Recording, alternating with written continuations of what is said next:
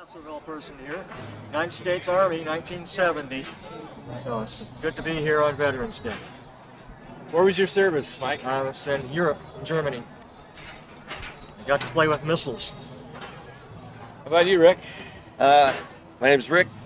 I was in the U.S. Army in 1971 in Vietnam. I served with the 1st Cavalry Division, Charlie Company, 1st of the 12th. And I have to mention here that Charlie Company, throughout its duration of tour in Vietnam, from the beginning to the end, is the most decorated company of all the Vietnam War. Proud to be a part of that. Thank you. My name is Bill. I'm a son of American Legion in the beautiful town of Placerville, Post 119. My father flew a cargo ship in the Army Air Corps back in 1940s. How many are in the Placerville post? He is. I am. About how many people do we have in the post, actually? There's right around 620 in the Wow. American Legion post. I'm a member of the VFW at Post 10165. And I couldn't tell you how many are in that.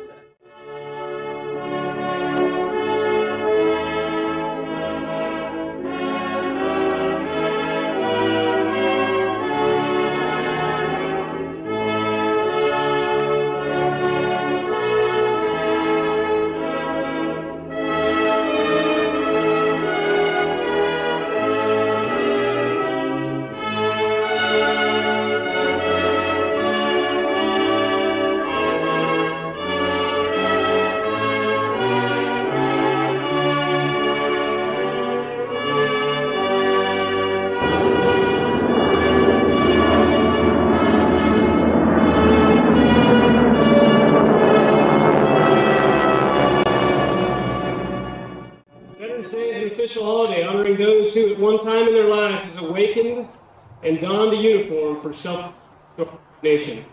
It is a time to reflect on before us so that we can live free each and every day.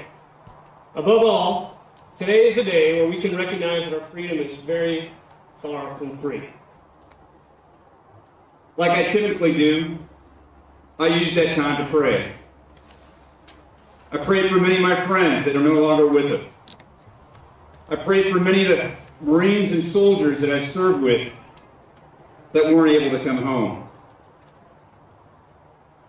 I prayed for my comrades that I saw perish in this long war, for the sacrifices for all the young men and women and their families, who in every war since this country began have given their full measure, a testimony of their loyalty to our country to protect our freedoms, and that many of the citizens that follow, and many of the citizens that may not be here today, may take for granted. As long as we never run out of the tough young Americans who will be looking beyond their own self-interest and comfortable lives and go into the darkest and most dangerous places on earth to protect America from those who do us harm.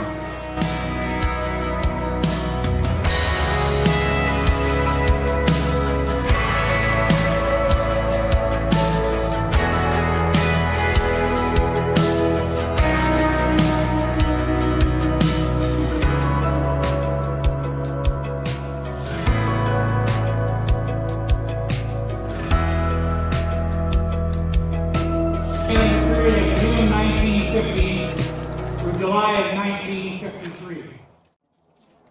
During this time, over 103,000 were wounded, almost 8,200 missing in action, 33,652 killed in action.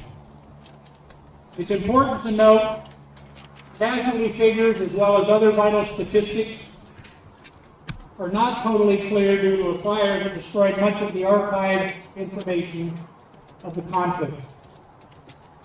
The Korean conflict saw some of the worst wartime conditions ever recorded.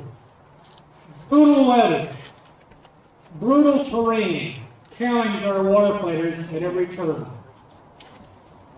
It is time those brave souls who fought in that forgotten war are remembered. They fought courageously in a conflict that was never called a war. It is with the greatest respect to those who served during that conflict that we today dedicate this bench to be a permanent part of this magnificent monument plaza. We are honored to have all of these Korean veterans with us. We have two gentlemen that will be assisting us in the unveiling. Veterans, Sergeant at Arms, if you please. veterans, please unveil the bench. And appropriately, the Student Women's Chorus will now sing My Country 'Tis Indeed.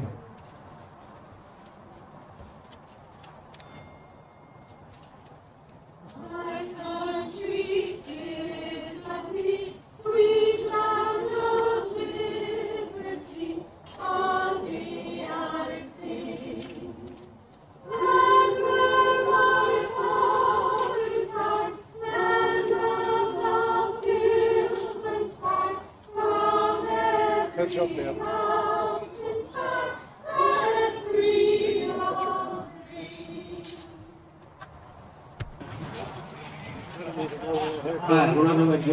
Hello, I'm George Sabata with Sierra Community Access Television, Channel 2, and we're here with Hayden Putzi, who had an incredible Eagle Scout project. Would you like to tell us a little bit about your project?